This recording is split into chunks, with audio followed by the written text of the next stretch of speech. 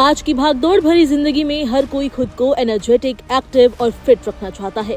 इसी चाहत में विटामिन B12 को एक तरह की मैजिक दवा मान लिया गया है। थकान हो, चक्कर आए, याददाश्त कमजोर होने लगे या फिर दिन भर सुस्ती महसूस हो, लोग बिना सोचे समझे B12 की गोली या इंजेक्शन की तरफ भागते हैं। लेकिन सवाल ये है कि जो विटामिन आपको सेहत का सहारा लग रहा है, कहीं वही तो आपके शरीर के लिए सबसे अहम अंग किडनी पर धीरे धीरे बोझ तो नहीं डाल रहा। सप्लीमेंट्स का चलन जितना तेजी से बढ़ा है, उतनी ही तेजी से उनके साइड इफेक्ट्स को नजरअंदाज भी किया जा रहा है। विटामिन B12 शरीर के लिए जरूरी जरूर है, लेकिन हर किसी के लिए और हर मात्रा में सुरक्षित नहीं, खासकर उन लोगों के लिए जिनकी किडनी पहले से कमजोर है या जिन्हें डायबिटीज और हाई ब्लड प्रेशर जैसी समस्याएं हैं। किडनी हमारे शरीर की सफाई का काम करती है। खून से फालतू चीजों को छानकर बाहर निकालना उसका सबसे बड़ा काम है।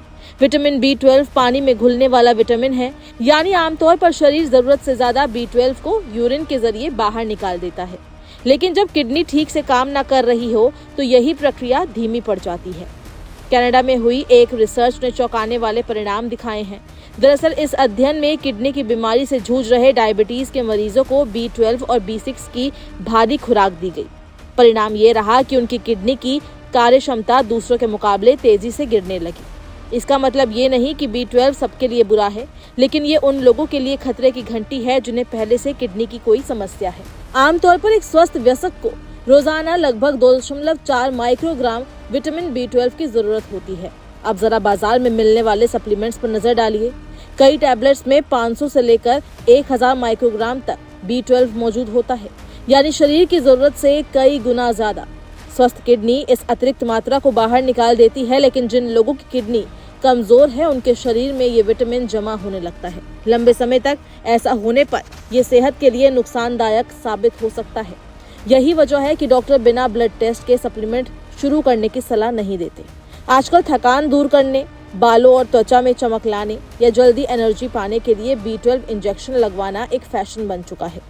लोग दोस्त या जान पहचान वालों की सलाह पर बिना डॉक्टर से पूछे इंजेक्शन लगवा लेते हैं।